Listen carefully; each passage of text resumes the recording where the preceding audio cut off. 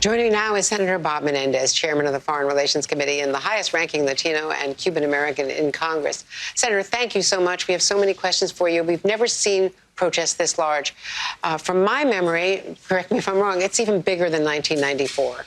But the government was able to shut them down after Sunday by cutting the internet, cutting phones, by, arresting people.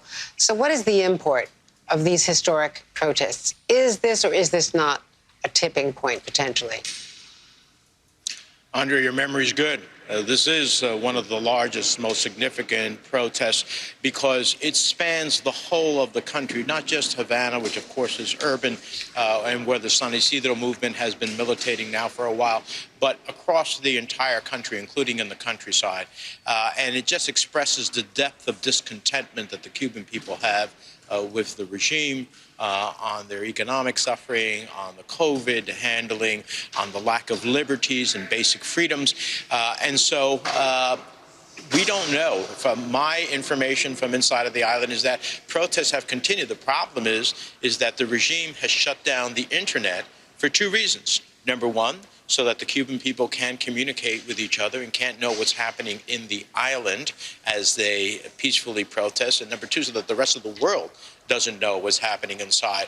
And you only shut the internet if you fear your citizens in the first place. So I think this is an extraordinary moment, one that I hope the United States responds to by a series of actions that I think can be very helpful to the Cuban people. I want to get there because the policy questions now are a lot in your lap, as well as, of course, the White House. But the Cuban economy has been crushed by the pandemic. Tourism is shut down. No approved COVID vaccines, blackouts, food shortages, exacerbating what had existed previously under the Trump sanctions and the other sanctions. Cuba's president is blaming the protests on U.S. sanctions. President Biden and Secretary of State Blinken have come out very strongly in support of the protesters, criticizing the regime in strong language. Are there steps now that the White House should take around the margins of the November post-election Trump sanctions to allow Cuban Americans to start wiring remittances back home, perhaps even resume American tourism once it is COVID safe? Well, first of all, I applaud President Biden and Secretary Blinken for the strong statements in solidarity with the Cuban people and in a strong message to the Cuban regime not to use violence against their citizens who are peacefully protesting. And we have seen violence by the Cuban regime, which is a historical repression that they do every time the Cuban people rise to seek protests. In terms of changes, look, I want to be able to send my aunt in Cuba money, but the regime takes 20% off the top of every dollar I send. Then they take the balance of that dollar and convert it into pesos, which is worth a fraction of what I'm sending. No country in the world does that. The regime has to change in order to let the Cuban people thrive. The regime has dollar stores where there is an overwhelming amount of food and supplies, but of course those are held exclusively for those who can get access to dollars, and the regime gouges them. The regime still sanctions, or I should say, keeps people on long lines to get basic foods as a way of controlling the people. So at the end of the day, I wrote Title II of the Libertad Act, commonly known as the Helms-Burton Act. It speaks about all the things the United States would do in aid and trade and assistance to the Cuban people if there is an opening in Cuba. And so it's in the regime's hands. The embargo that exists is by the regime against its own people. But we're helping countries all over the world with vaccines, without regard to politics, through COVAX. But Cuba isn't part of COVAX. They've received nothing, and they've got 3 locally produced vaccines that have not yet been authorized for emergency use. They have no vaccines, basically. Well, first of all, they say that their vaccines are effective. I don't know whether they are or they aren't. And I certainly could be an advocate of offering vaccines by the United States to the Cuban people, but not through the regime. They will even use vaccinations as a way to reward their supporters and to punish their opponents. Can't permit that.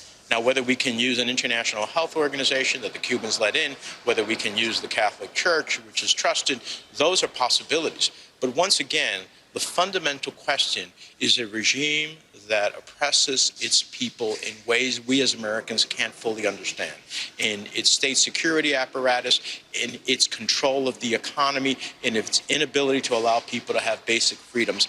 And if we can get the type of openings that all of us as citizens enjoy in the United States and most of the free world, then, in fact, the Cuban people will prosper. They're an ingenious industrial group, but at the end of the day, they're stifled by their own government. There's tons of opportunities.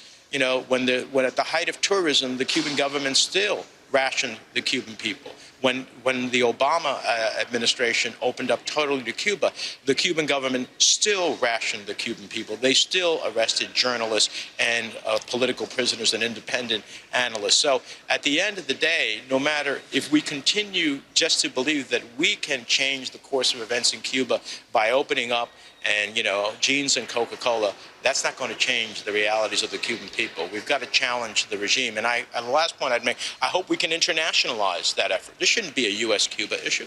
The international community should be listening to the cries of the Cuban people for basic freedoms as recognized by the Universal Declaration of Human Rights. Are there specific actions you want the White House to take right now? Well, I think they're continuing messaging and support to the Cuban people. I think we should be messaging to the Cuban military, whose motto is we draw our strength from the people. Well, the people are protesting. Don't turn your arms against your brothers and sisters as they peacefully protest. There's a place for you in a democratic Cuba as long as you don't have blood in your hands. I think we should be looking at how we can expand access to the internet, considering satellite feed of internet so that people on the island can communicate with each other. And I think that we should be looking at how we internationalize this effort, whether it's at the OAS or through other countries in the world that should be also speaking out about human rights and democracy in Cuba, as they do in so many other places in the world. Senator Bob Menendez, I know you've got a heavy schedule and you've got to go, but thank you very much for taking time for us today, sir.